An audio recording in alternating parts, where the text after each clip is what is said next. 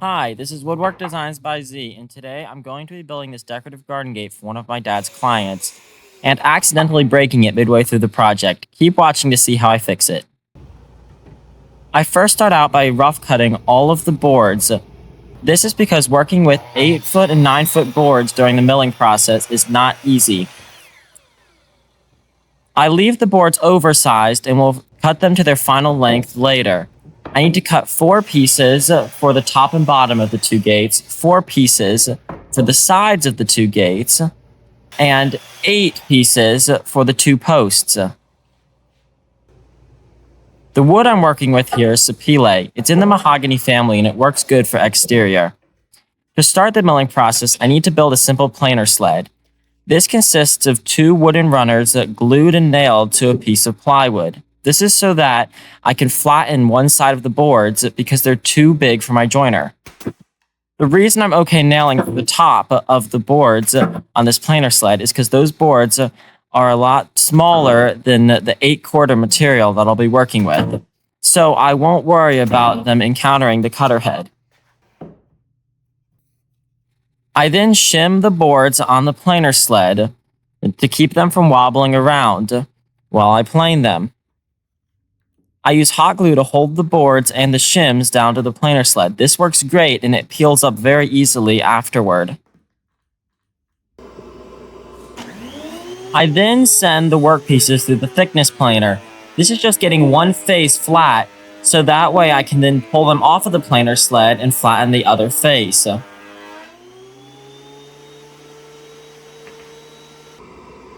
As you can see, the hot glue peels up very easily and scrapes off of the board quite fast, so that I can plane the next board and get that one flat. I then continue this process till all of the boards are flat on one side. Then I get rid of the planer sled and I flip the boards over, referencing the flat edge I just created against the bottom of the planer to create a second parallel face. I also get the boards close to final thickness at this point, but not all the way. That will be done at the drum sander because it leaves a much nicer finish than my straight knife planer. It also cuts down on sanding time later. So, some of you might be wondering where this gate's going and why I said at the beginning of the video it's for one of my dad's clients. So, my dad is a general contractor and he builds luxury custom homes. This is part of the reason why I like woodworking so much, is because I've always been around construction and he taught me the basics starting at a young age. Now, I build some stuff for his company, like the decorative wooden brackets that you find on the outsides of homes, along with other millwork parts. He's doing renovation on a townhome right now, and this townhome had an old garden gate in the backyard. The gate had fallen apart and didn't work anymore, and part of the renovation is they were going to be putting in a new gate. This gate was going to be a frame around some custom metal pieces that the client had made for a project for one of their old homes. They had them left over and they wanted to incorporate them into this gate. And my dad suggested me for the project. The client liked that idea, and after a little bit of back and forth, we eventually decided on this design. What you just saw me do was joint a straight edge on all the boards. Then I cleaned up the other edge on the table saw, flipped the boards around, and ripped them to their final width. The reason I didn't use the jointed edge as a final edge is because the joiner does not leave a nice cut. Again, because it's a straight knife joiner.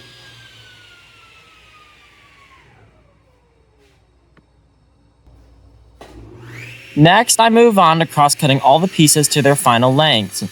I do this using my crosscut sled and the table saw. I first square up one edge, then I slide it over against the fence and I cut the adjacent edge.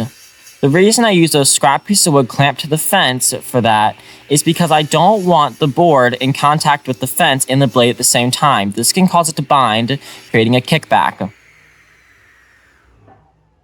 After cross-cutting all the pieces to their final length, I then lay it out on my workbench, kind of how it's going to go together, along with that metal piece in the middle, to make sure I cut everything to the right length. Apparently those metal pieces came from some famous blacksmith, according to the client, and they had it from one of their old homes, and they wanted to incorporate it into this house. What you saw me do was mark out for some floating tenons. The floating tenons I'm going to be using is dominoes. and I used the Festool domino to cut those. The Festool domino is a neat power tool to create floating tenon joinery. If you don't know what that is, it's similar to a mortise and tenon, but instead of cutting a mortise in one piece and a tenon on the other, you cut two mortises and then put a piece of wood in the middle to act as a tenon. To do this, I just line up the domino on the marks I made, and then I just plunge it in, and it cuts an oval-shaped hole for a piece of wood for the domino to fit into. I first cut all of the mortises into the stiles first, then I move on to cutting the rails. I cut the rails on the wider setting with the domino, so I have a little bit of wiggle room when gluing it up. I add 2 dominoes to each joint, and the dominoes I'm using are 10 by 50 millimeter dominoes. This will be plenty strong enough for this gate.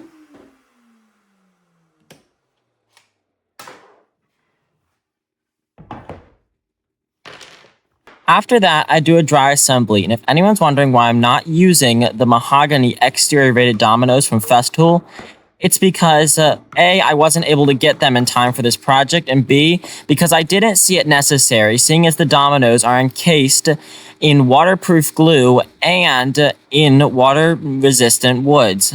So for the dominoes to rot, the water would have to get through the wood and the glue to cause them to rot and fail. I guarantee the wood would fail before the dominoes in this scenario. Now, that being said, if you're building something that doesn't have such big dominoes and the dominoes are more exposed, then definitely use the exterior rated ones. After that, the dry fit, I then glue the dominoes in because I knew everything fit together just right. This is very simple. It's as easy as putting the glue in, sticking the dominoes in, and then spreading the glue around onto the dominoes.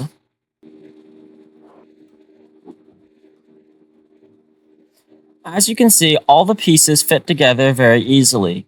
Some of them will need a little persuasion from a mallet to get together, but for the most part, they slide together. It's a tight fit, but not too tight, and it leaves a very strong joint.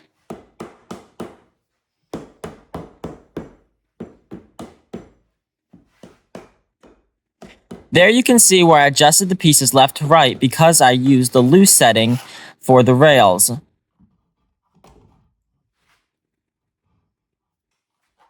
Then I applied clamps to the joint to pull it together. Just because it has dominoes in it, holding the joint together when dry doesn't mean I don't need to apply clamps to push the joint together while the glue does dry.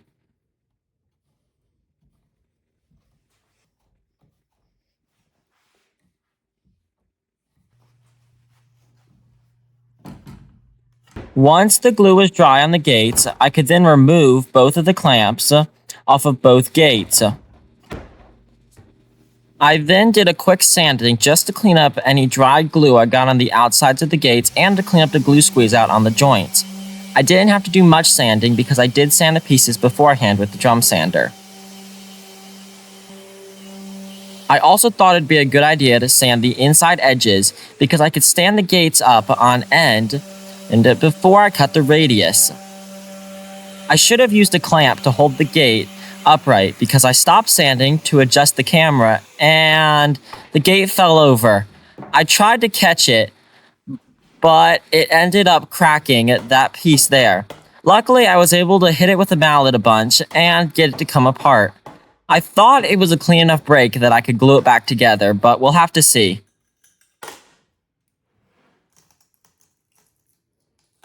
The reason the piece didn't just snap off when it fell is because of those dominoes holding it together, so they do apply a good bit of strength to the joint. Here I am gluing the piece back on, thinking that I should probably be okay and get the joint to close up and not be able to see it.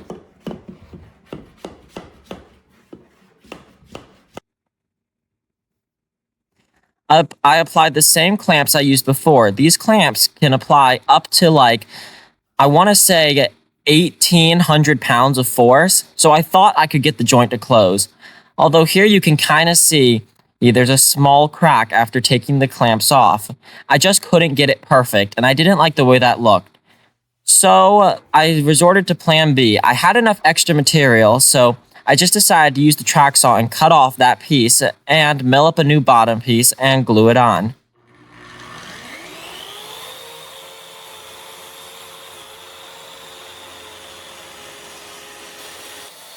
When cutting this with the track saw, I first cut it way big and then slowly snuck up to it to get it exactly where it was before so that the gate didn't end up being any shorter than the other one.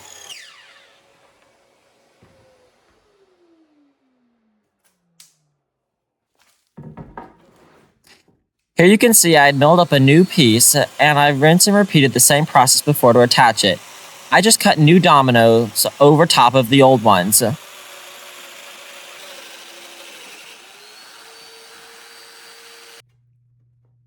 Then I glued it in the same way as before.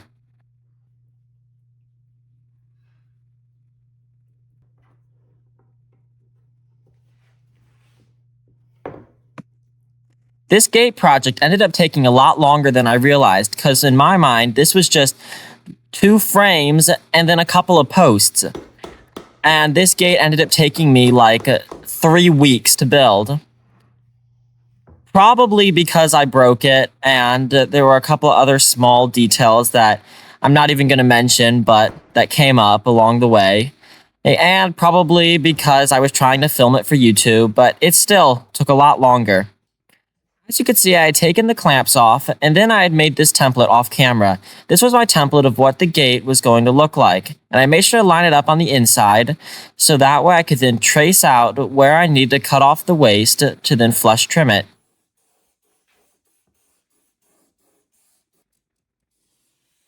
I did this to both gates, but I made sure to flip the template over to leave a mirrored image on the other gate. Then I took the gates over to the bandsaw and I rough cut the pieces staying on the outside of the line. Then I could use my template and flush trim it after.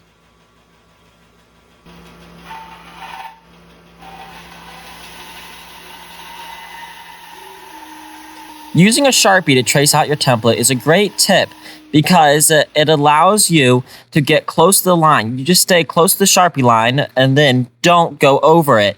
It leaves a perfect amount of material that's not too much for the flush trim bit, and it's still enough that it won't mess up and you won't be too close to your template. I applied some double-sided tape and then I stuck my template down on top, again making sure to line it up perfectly.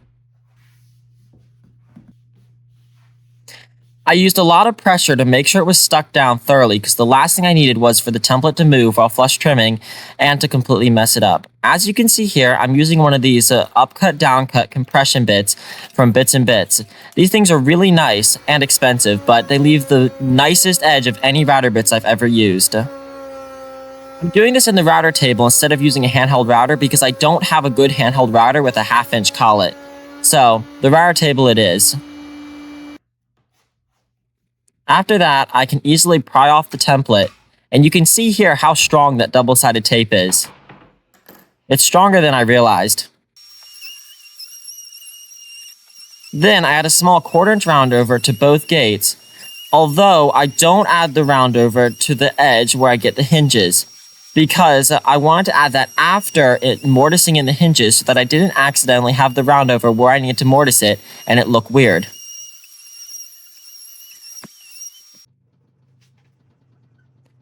Next, I started working on the posts. I set the blade to 45 degrees at the table saw, and I ripped the pieces to a 45-degree angle on one edge.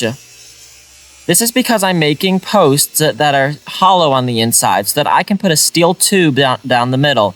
These gates weigh a good bit, and we don't want the posts to warp, twist, or cup, or change in any sort of direction as they're outside. So if I glue a steel post in the middle of these posts, then that steel can go into the ground and concrete and the gate will not move. After that, I adjust the fence and I cut the pieces to their final width. This took a lot of trial and error to make sure it was a tight fit on the steel, but not too tight that I couldn't slide it in. After that, I clean up the edges and I cut them to their final lengths. I used the crosscut sled for this, and I don't have to take off much because those pieces were already very close to their final lengths from before. Then, like I did with the gates, I'm using dominoes to assemble this. This is a long grain to long grain joint, so I don't need it for the strength, but I'm using it for the alignment because I don't want to have to sand off a bunch of material to get these to look good.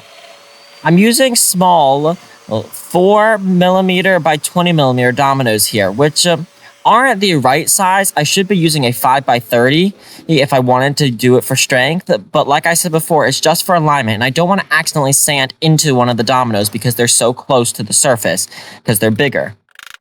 And like before, I do a glue up. This glue up's a little bit more complex because there's more dominoes and more things that I have to get together. And I was really pushing the working time of this glue. But as you can see, everything fits together very easily and I can get a bunch of clamps on it. Another great way to glue this up without dominoes would have been to use blue tape and then just roll it up.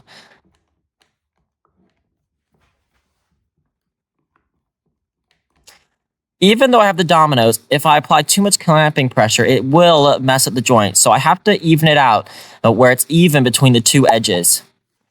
After that, all of the clamps can come off. And as you can see, I made 2 posts.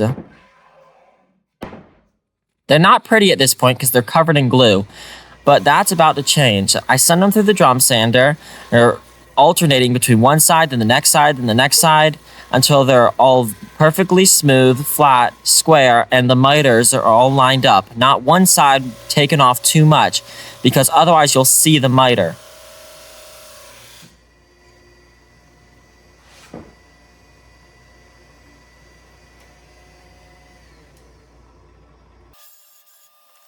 Then I have to cross-cut these to their final lengths at the table saw. This is a little bit harder because the blade doesn't go up as high as the pieces are thick. So I just do it where I cut one edge, then rotate the piece, then cut it again, and then rotate and then cut it again, and it gets it to its final length. After that, I have to work on mortising in hinges. This is something I don't do that often, so this is kind of a new skill for me, but I nailed it pretty much. I first used a marking knife to mark out the hinges. Then I set up the trim router with the bit at the exact same thickness as the hinge. Then I mortised out the hinge area with the trim router staying on the inside of the line. I'll clean it up with chisels afterward. I don't use hand tools very much in my projects, so it was kind of fun to get to practice my skills with these chisels.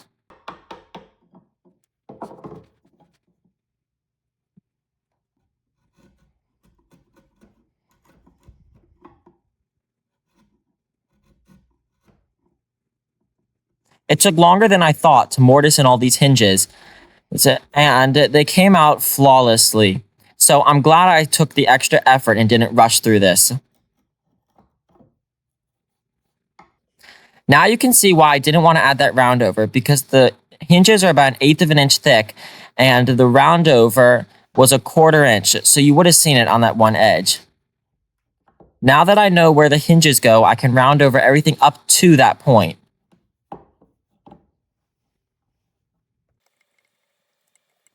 I did have to use the chisels to clean up the roundovers in the corners on the inside because the roundover bit is a round bit and the corners are square, so it doesn't get into the corners, but that wasn't too hard.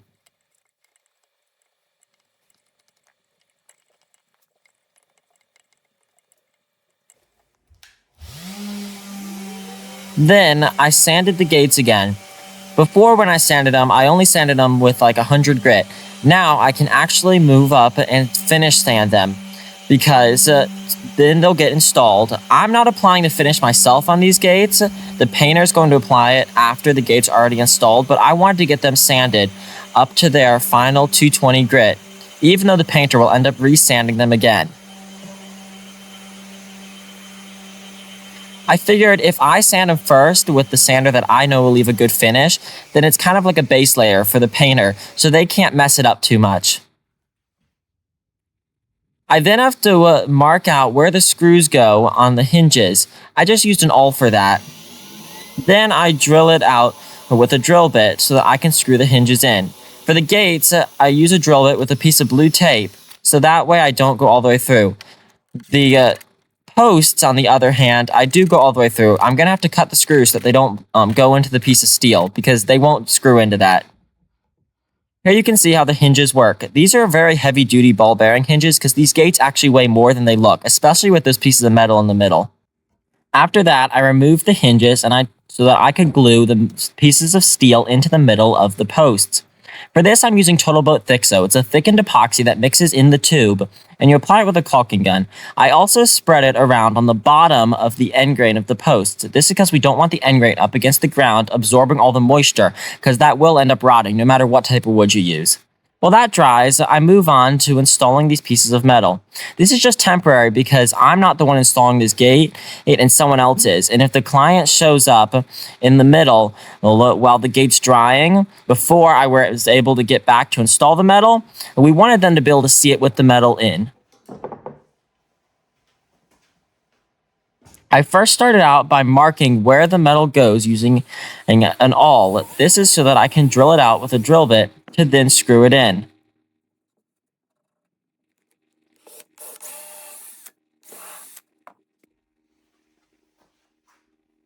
I then put the metal back in to the middle of the gate. Each piece of metal is slightly different, so the two gates are actually slightly different from one another. I then have to use a little screwdriver to screw it in because the drawer won't fit in there.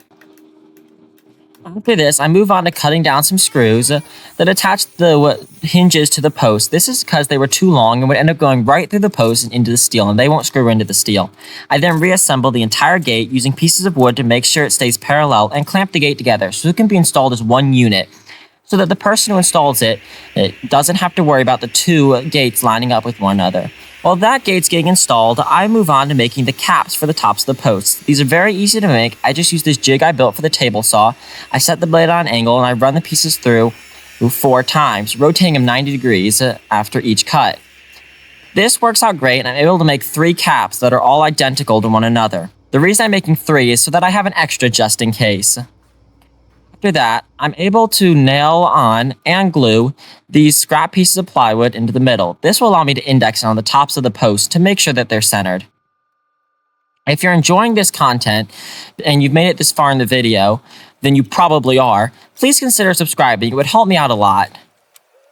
After that, I'm able to remove all the pieces from the gates because the concrete's dry enough. And I use more Total Boat Thixo to glue on the caps. The reason I'm doing this and not wood glue is because it's an end grain to side grain joint and it's exterior. I wanted to make sure it had a good enough bond. After that, I go through and change out all the drywall screws I used temporarily to install the metal pieces into stainless steel screws which won't rust outside. I then move on to installing the latch for the gate. This is just a decorative latch that we have. And it doesn't have to be super strong. Keep this gate latch super tight because the gate's not keeping people out. It's just for decoration.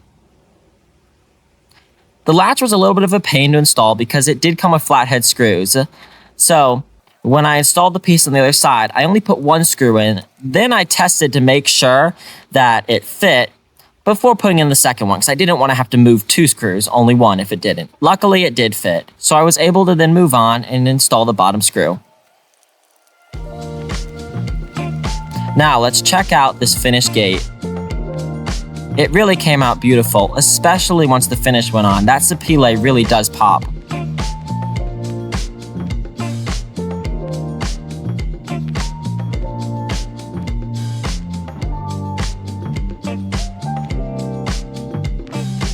Thanks for watching.